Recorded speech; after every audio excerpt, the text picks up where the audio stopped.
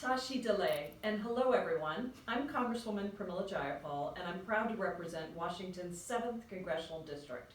Though I wish I were able to celebrate with you in person, I'm honored to extend my heartfelt congratulations to Tibet Fest on its 25th anniversary.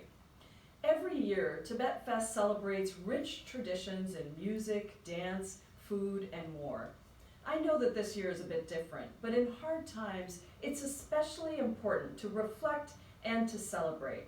I am so inspired by the hard work being done here in Seattle by the Tibetan Association of Washington and the Tibetan Language and Culture School to preserve and pass down the Tibetan language and culture to younger generations.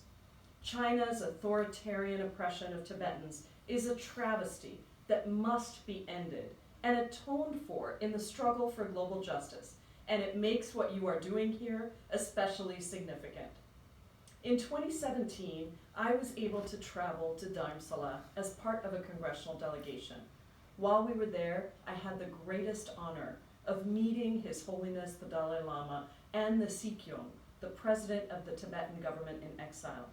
Having the opportunity to meet these leaders and witness the Central Tibetan Administration in action has informed and inspired my advocacy in Congress for human rights and for autonomy in Tibet.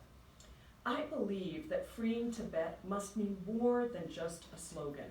A free Tibet is one in which the Tibetan people enjoy autonomy, self-governance, and the ability to practice their religion, language, and culture in peace. During my time in Congress, I am proud to have co-sponsored the Reciprocal Access to Tibet Act, which became law in 2018, as well as the Tibet Policy and Support Act, two pieces of legislation that defend the rights of Tibetans. And I will continue to champion the preservation of Tibetan liberties, language, and culture whenever I can. I am proud to serve a district that contains such a strong Tibetan American community, and I am grateful for the chances that I've had to learn from you how to best represent you and the issues that are so critical. I hope to do so with both strength and compassion.